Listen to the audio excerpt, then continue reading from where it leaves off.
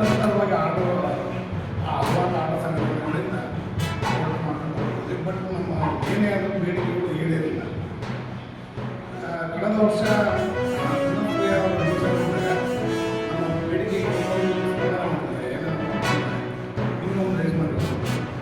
ಆನಂತರ ಆಟೋ ನಿಲ್ದಾಣ, ಅವು ಆಟೋ ನಿಲ್ದಾಣ ಅಂದರೆ ಪರಿಪೂರ್ಣತೆ ನಿರ್ಮಾಣ ಆಗಿಲ್ಲ. ನಾವು ಏನಪ್ಪ ಬೇಡಿಕೆ ಕೇಳಿಕೊಂಡು ಬಂದರೆ ಆಟೋ ನಿಲ್ದಾಣಗಳಲ್ಲಿ ತುರ್ತು ಚಿಕಿತ್ಸಾ ಪೆಟ್ಟಿಗೆ ಈ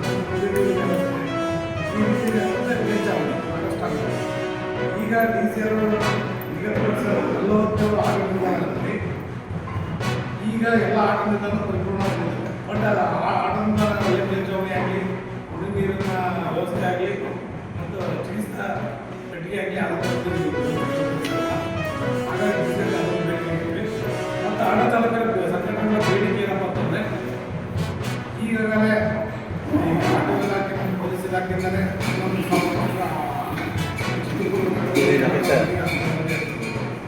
ನಮ್ಮ ಚಿತ್ರದುರ್ಗ ನಗರದಲ್ಲಿ ಎಕರೆಗೆ 8 ಕಿಲೋಮೀಟರ್ ಸರೌಂಡಿಂಗ್ಸ್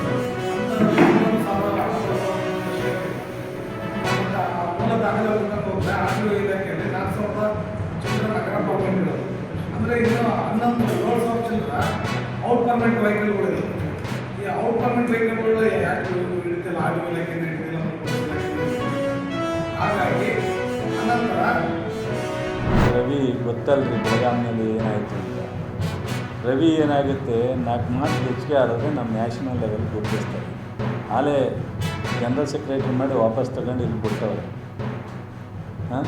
ಪಕ್ಷದಲ್ಲಿ ಅವರ ಕಾರ್ಯಕ್ರಮ, ಅವರ ನಡವಳಿಕೆ, ಅವರ ನಿಮಗೆ ಸಮಾಧಾನ ಇದ್ದರೆ ನಾನು ಪ್ರಶ್ನೆ CT ರವಿಗೆ ನಾನೊಬ್ಬ ನನ್ನ ಸ್ನೇಹಿತ, ಅವನು ಸ್ವಲ್ಪ ನಮ್ಮಲ್ಲಿ ಲೀಡ್ರ್ ಆಗ್ತಾನೆ ಅಂತ ನಾನು ಹೇಳ್ತೀನಿ. ಮಾತಾಡೋದ್ರಿಂದ ಲೀಡ್ರ್ ಆಗಲ್ಲ, ಅವ್ರ ಕಾರ್ಯಕ್ರಮ, ಅವ್ರ ನಡವಳಿಕೆಯಿಂದ ಲೀಡ್ರ್ ಆಗ್ತಾರೆ. ಏನು ಮಾತಾಡ್ತೀನಿ ರೀ CT ರವಿ, ಬಾಯಿ ಏನು ಬರ್ತಿದ್ರೆ ಅದನ್ನೇ ಮಾತಾಡ್ತಾರೆ. ನನಗೇನೋ ಅದು ನೋಡ್ರಪ್ಪ ನೀವು ಏನಾರು ಅಂದ್ಕೇಳಿ, ಶಿವರಾಜ್ ಮೇಲೆ ಏನಿಷ್ಟು ಅಂತ ತಾತ್ಸರವಾಗಿ ಮಾತಾಡ್ತಾರೆ. ಸೊ ಗೌರವವಾಗಿ ಮಾತಾಡೋದನ್ನ ವಿರೋಧ ಪಕ್ಷವನ್ನು ನಾವು ಗೌರವಿಸ್ತೀವಿ, ಅವ್ರ ಪ್ರಶ್ನೆಗೆ ಉತ್ತರನೂ ಕೊಡ್ತೀವಿ. ಬಟ್ ಇಲ್ಲಿ ಏನಾದ್ರು ಅವ್ರು ಕೇಳಿರೋ ಅಂಥ ವಿಚಾರದಲ್ಲಿ ನೀವು ಅವ್ರನ್ನ ರೆಫರೆನ್ಸ್ ಮಾಡಿ ಹೇಳ್ತಾ ಇದ್ದೀರಲ್ಲ, ಏನಾದರೂ ಒಂದು ಸ್ವಲ್ಪ ಯಾವುದಾದ್ರು ಎಫೆಕ್ಟಿವ್ ಆಗಿ ಈ ರಾಜ್ಯಕ್ಕೆ ಉಪಯೋಗ ಆಗುವಂಥದ್ದು, ಈ ರಾಜ್ಯಕ್ಕೆ ಸರ್ಕಾರನ ಎಚ್ಚರಿಸುವಂಥದ್ದು, ಸಾರ್ವಜನಿಕರಿಗೆ ಉಪಯೋಗ ಆಗುವಂಥ ಪ್ರಶ್ನೆ, ದಾವಣಗೆರೆಯಲ್ಲಿ ಇಂಥ ಸರ್ಕಾರದಿಂದ ವ್ಯತ್ಯಾಸ ಆಗಿದೆ, ಈ ರಾಜ್ಯದಲ್ಲಿ ಏನಾದರೂ ವ್ಯತ್ಯಾಸ ಆಗಿದೆ ಅಂತ ಕೇಳ್ತಾರೆ. ಏನು ಈ ಥರದ ವಿಶ್ವನಾಥ್ ಹಿಂಗಂದ, ಇವನು ಯಾರೋ ಹಿಂಗಂತ